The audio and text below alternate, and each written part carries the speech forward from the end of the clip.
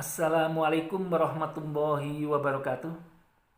Buku yang ada di hadapan saya ini berjudul Kisah-kisah Hikmah di dalam Al-Quran yang ditulis oleh saya. Buku ini diterbitkan oleh penerbit Kaseindo tahun 2019.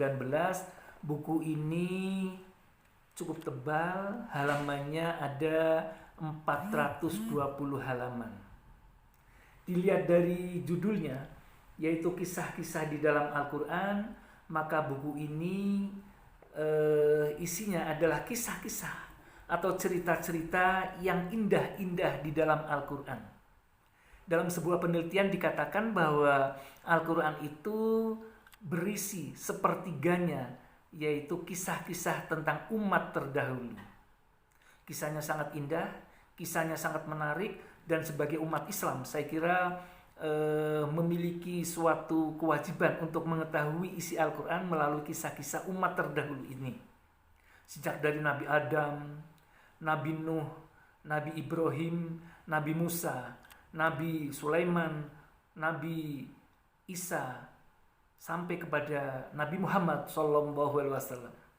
Kisah-kisah umat terdahulu juga dikisahkan juga di dalam buku kisah-kisah hikmah di dalam Al-Quran ini, termasuk kisah Ashabul Kahfi yang tertidur selama 300 tahun lebih di dalam goa.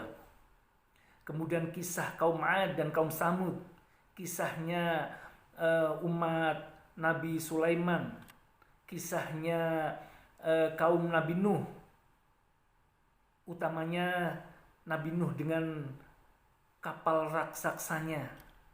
Kemudian kisahnya Nabi Musa menghadap Fir'aun, kisahnya Haman, dan kisah-kisah lain yang tidak kalah pentingnya dan tidak kalah menariknya. Karena Al-Quran ini mengandung kisah, maka tentu kisah-kisah ini bersumber dari Al-Quran yang kemudian menurut beberapa para mufasir kemudian diceritakan bahwa kisahnya itu seperti ini. Bagaimana kita mengetahuinya? Di dalam buku kisah-kisah hikmah di dalam Al-Quran ini diceritakan tentang kisah-kisah yang ada di dalam Al-Quran itu.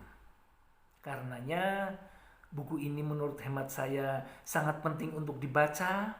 Karena itu tidak ada salahnya kalau siapapun Anda membaca buku ini, di mana ketika membaca kita dapat merekuk suatu hikmah yang cukup banyak dan kita bisa belajar dari kisah-kisah umat terdahulu. Baik tentang kisah kenikmatan, kisah tentang keingkaran, kisah tentang orang yang durhaka, kisah tentang orang yang beriman, semuanya mengandung pelajaran bahwa jika orang beriman maka pahalanya adalah surga, dan orang yang tidak beriman atau durhaka balasannya, pahalanya adalah neraka. Karena itu buku ini akan memberikan suatu pemahaman kepada kita melalui kisah-kisah umat terdahulu yang insya Allah banyak manfaatnya jika kita baca, dan kemudian bisa kita mengambil hikmahnya dari kisah-kisah yang bersumberkan dari kitab suci Al-Quran. Terima kasih, selamat membaca, mudah-mudahan bermanfaat bagi kita semuanya. Assalamualaikum warahmatullahi wabarakatuh.